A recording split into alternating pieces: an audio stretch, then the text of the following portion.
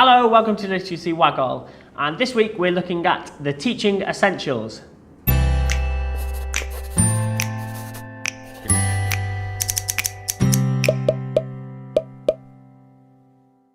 Okay, the teaching essentials are 7 key parts to lessons that make outstanding learning happen.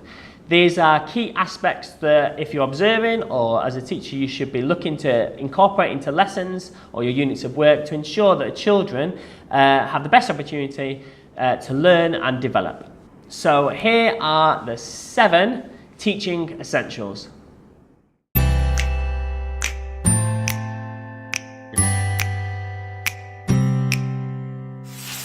So number 1 is learning chat. This is split into 2 parts, in the lesson and the work that's been produced. So in the lesson, children should be having regular conversations to check what progress they're making. So whether it be what they've learned so far and what their next step is, or what they're finding difficult. That can be done on an individual basis, or it can be done through peers, or it can be done as a whole class.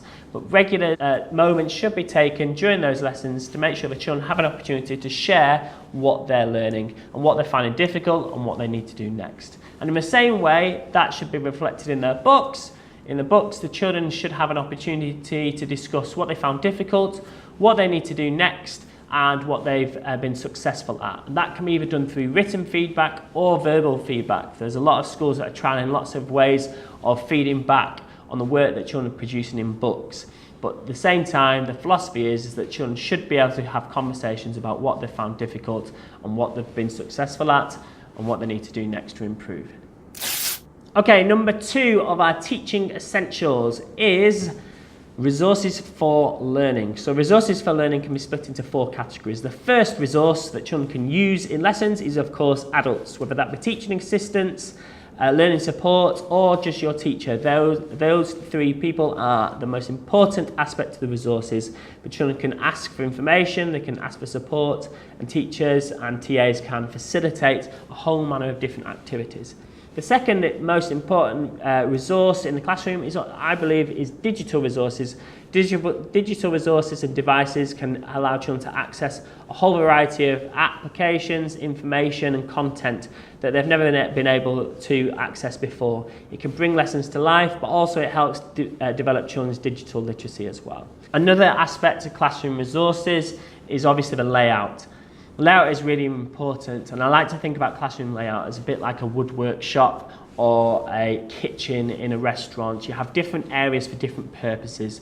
Not all areas will suit every child, but hopefully one area of the classroom will suit that child, whether it be they like working on the floor, they like working on whiteboards or windows, they like working in a traditional way, sat at a desk, they may like working at a sofa. If you can cater for as many styles of learning and locations for learning, then you're going to enable all your children to make as much progress as possible in your lessons. So classroom layout is really important.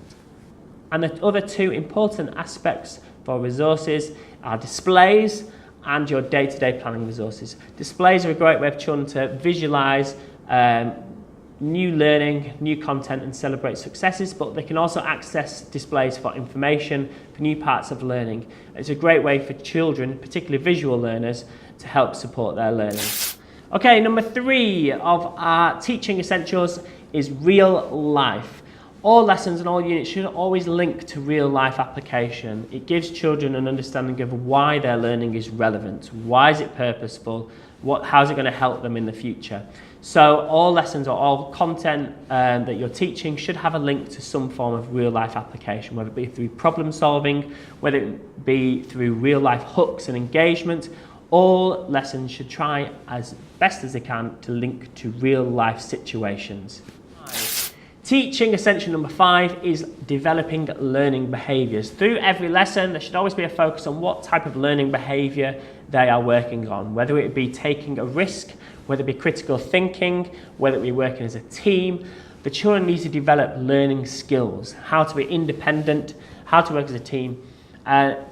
All those skills that you can take through as a professional should be developed through the curriculum. So while they're developing something in maths, they should also be developing a learning skill. how to be independent, how to be teamwork, how to critically think, how to be reflective, and also how to take risks, and also just how to be a good human being. Okay, number 6 is active engagement. This is quite straightforward, but sometimes teachers find this really, really difficult. To make sure the children are as active as possible. When the children enter the classroom, make sure they're engaged in doing something straight away. Try not to talk for too long. Any opportunity that children can do it instead of you, get them to do it. The more engaged they are, the more learning will take place in your lessons. Keep them active, keep them moving around, don't keep them in one space all the time, get them up and make sure you're catering for all your learners. So active engagement is really, really important in all lessons. And the final and possibly the most important teaching essential is challenge for all. Challenge for all is obviously all about differentiation, but it's not just differentiation, it's just making sure that every single child is being challenged. If that means one activity is challenging them all because it's a new piece of learning, then so be it. But at the same time, it's just important to make sure that every single child is being challenged, making sure they're thinking deeper and thinking about the same information in different ways. Keep them challenged, and you'll keep them engaged within your lessons, and you'll see their progress fly. Okay, so those are our 7 teaching essentials. They are designed to be incorporated into most lessons, or at least all in your units of learning, to ensure that children have the best opportunity to make as much progress and as much learning as possible. It also makes your lessons fun, and if you try and incorporate all 7 of these into your lessons and into your classroom, the children will love you for it. I hope it's been a useful video.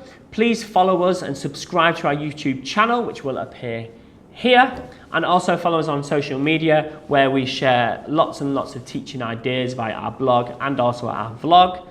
Please also visit our website, where we provide lots of free literacy resources. We don't charge for anything. We want to develop a community of teachers who can access and provide resources for everybody, free of charge, just to support the love of teaching and learning and literacy.